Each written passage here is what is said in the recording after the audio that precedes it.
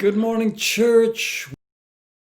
Checking in with Pastor Jim. I'm so glad to see you on this Wednesday morning. It is November the 11th, 2020, and as most of you know, that is Veterans Day. Veterans Day. I looked it up. I learned some things about Veterans Day. First of all, it's not spelled with an apostrophe. It's not veteran apostrophe S, it's not veterans and then an apostrophe, it's just Veterans Day with no apostrophe. So remember that when you're spelling it today. I also learned that it started when World War I ended. There was an official ending of the war, June of something, 1918 maybe. But there was a ceasefire, a truce, on the 11th hour of the 11th day of the 11th month, November 11th, a few months earlier. And so it was called Armistice Day back then at the end of World War I. We've been calling it Veterans Day since about the 1930s, but today is Veterans Day. I also learned this, that you sometimes might get Veterans Day confused with Memorial Day, and they are not the same thing. On Memorial Day, we remember those sailors and soldiers who died in the wars. On Veterans Day, we usually say thank you to living veterans. So maybe you could remember it like this. On Memorial Day, go to the cemetery and say, thank you for your service. Thank you for your service. Thank you for your service. But on Veterans Day, find a living veteran and say, thank you for your service. So I'm thinking about Larry West today. Larry is a living veteran, right? Larry, where are you? Are you out there somewhere? And can I say to you, thank you for your service? Maybe you could type in the names of other veterans that you know in our church family. I'm thinking about Bob Telak. He's been visiting with us recently, but he's told me stories about being on a nuclear submarine and, you know, came out of the Navy, is now a veteran. But I want to say, Bob, thank you very much for your service. So there are others, right? Plenty of others that you know about. I want to say good morning to a few people. Good morning, Linda Modalfino. Good morning to you. Good morning, Teresa Austin. I'm glad you're here. Lynn Miller is here. She says, good morning, veterans. Martha Clow, good morning. Jim, thank you, Martha. I'll take that. Martha Smith is here. Good morning to you. Helen Lukehart, good morning. So glad to see you. Judy Durant is here. Despite the rain, it is a beautiful, colorful day. Yes, it is. You know, Judy, I was walking back from my morning workout, and there was one tree. I think it's a ginkgo tree. It was so beautifully gold. It just looked like it was made of gold, and the leaves, you could tell, were getting ready to drop to the ground during whatever heavy rain and wind we might have. But so beautiful. Carol Fall, good morning to you. Hello, hello. Becky Tucker, all the way from North Carolina. Glad to have you this morning. Hope your mom is doing better. Ellen Grubb, good morning to you. And Eunice Kim, good morning. She changed her work schedule so she can watch her favorite pastor live. Well, thank you, Eunice. It makes me happy to know that you're here. Glad to have all of you here this morning. What did I want to talk about today? Veterans Day, yes, but then this other thing I wanted to mention. I was out, as I said, I went to my morning workout, my millennial boot camp workout. It was intense this morning, but good for me in some way, I'm sure. I went down Shepherd Street and behind the Virginia Museum of History and Culture. And there's a big fence around the parking lot right now because they're doing some construction back there. But what I noticed is that somebody had cut down all of those beautiful magnolia trees that were in the back of that parking lot, a whole grove of magnolias, neatly ordered in even rows. They have all been cut down. And it made me sad this morning. Maybe it's making you sad as you hear about it if you're familiar with those trees. Christy and I, over the summer, would sometimes go and sit under those trees behind the Virginia Museum of History and Culture.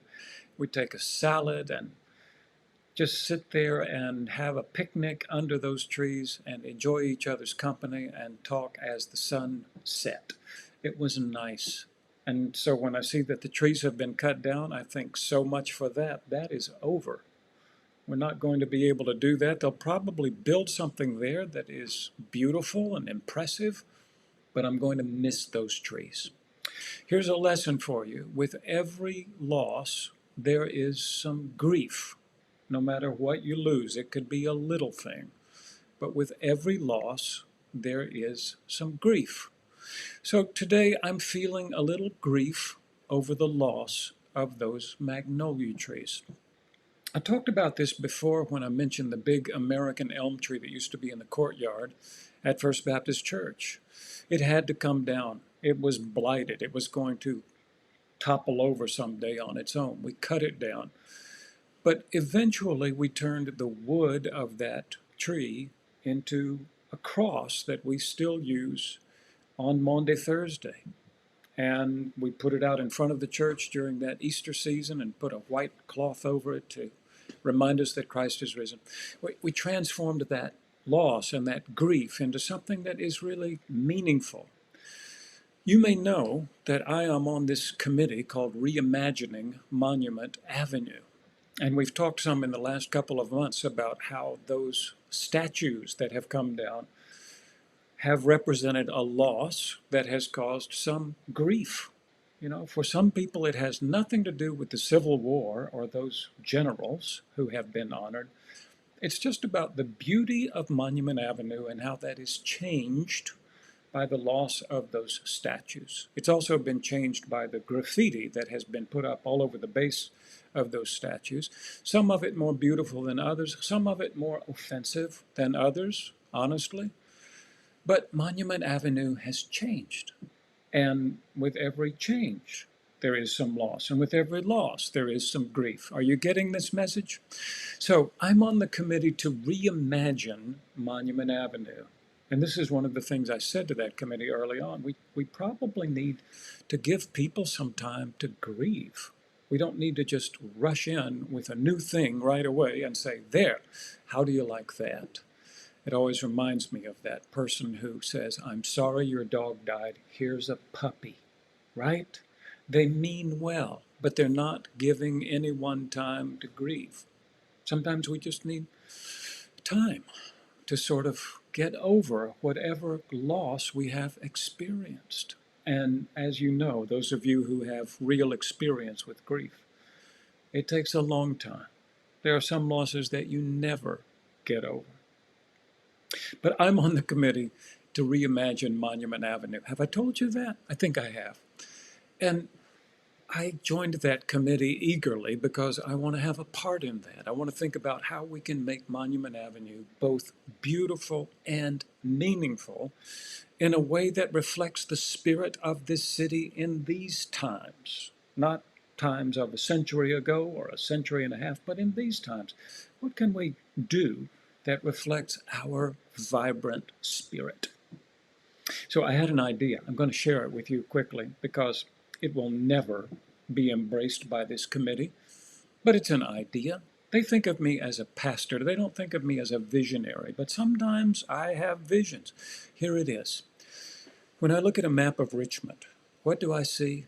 I see this beautiful blue squiggle that goes through our city and then heads south. It's the James River, right? One of the things I love most about Richmond is that the James River flows right through the middle of it. And there is class 4 and 5 whitewater. You can go rafting, kayaking, canoeing right through the middle of our city. One of the other things I love is that because the water is shallow and rocky, there have been a number of bridges built from one side of the James to the other, right? If you look at the city from the air, that's what you see, the James River, and then 1, 2, 3, 4, 5, maybe 6 bridges going across it within the city limits. So I thought about this, Monument Avenue, that strip of green that you might see in an aerial view.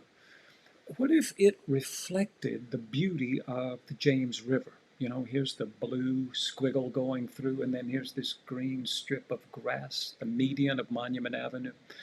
And what if instead of statues to Civil War generals, we built bridges, pedestrian bridges, that would show how we are bringing the two sides of our city together, right? And then I had this thought, maybe down at the Jeb Stuart Monument, you could build a bridge that would represent the Native American era in this city's history. And then at Lee Monument, you could put up a bridge that would represent the colonial era. And I'm thinking of something massive and made of stone, like the Arc de Triomphe in Paris. And then come on up to the Jefferson Davis Memorial, and you could build a bridge there that would represent maybe the Civil War period. And maybe it would be a broken bridge that does not meet in the middle, just to symbolize how things were in those days. Maybe you could build it out of old cannons and rifles and all of those things that might represent the Civil War. And then at the Stonewall Jackson Monument, put a bridge that represents our modern era, a pedestrian bridge, right, that you could walk up and over from one side to the other. And then out where Matthew Fontaine Maury used to sit, we put a bridge that represents the future, whatever that looks like. So that's what I'm thinking. Bridges across the green, grassy median of Monument Avenue that reflects a different kind of thread holding the city together. Beautiful in its own way, like the James River is beautiful, but a Monument Avenue with bridges that bring us together as a people. And as I said, pedestrian bridges that you could walk up and over. How about that? I'd love to see people like down where the Lee Memorial is, on that huge bridge that I have in mind, up at the top, taking pictures of the whole city from up there and feeling special. Okay, that's what I'm thinking about. It's one of the ways I get over my grief, is to begin imagining a different kind of future. I don't know what I'm going to imagine for the Virginia Museum of History and Culture, but it helps me sometimes to say, okay, all right, here we are, but let's begin to move on. Let's think about what the future might look like. I'm just sharing that with you because I thought you might listen, and I don't know who else to share it with. But thank you so much for listening. I hope you're having good ideas today. I hope on a rainy day you will find a way to stay dry and stay positive. Not COVID-19 positive, I mean just positive in your thoughts. When it comes to COVID-19, stay negative, okay? Stay negative. That's what I'm asking. I hope to see you tonight at 6 o'clock. We're having Bible study at fbcrichmond.org. Sterling Severns will be my special guest. He's the pastor of Tabernacle Baptist Church in the beautiful Fan District of our city and a longtime friend. Sterling and I will have a good time at Bible study tonight, and I hope you'll join us for that. Tomorrow, my day off, Raj Chatterjee will be checking in for Pastor Jim. Somebody was asking him at staff meeting yesterday if he could update us on our finances at First Baptist. And then I said, Raj, maybe you could do that on the check-in Thursday morning. Just tell the church where we are financially. And he said, is that a private group? Can I share that information? I said, yes. This is our church's private Facebook group. So please join us and share some of that information.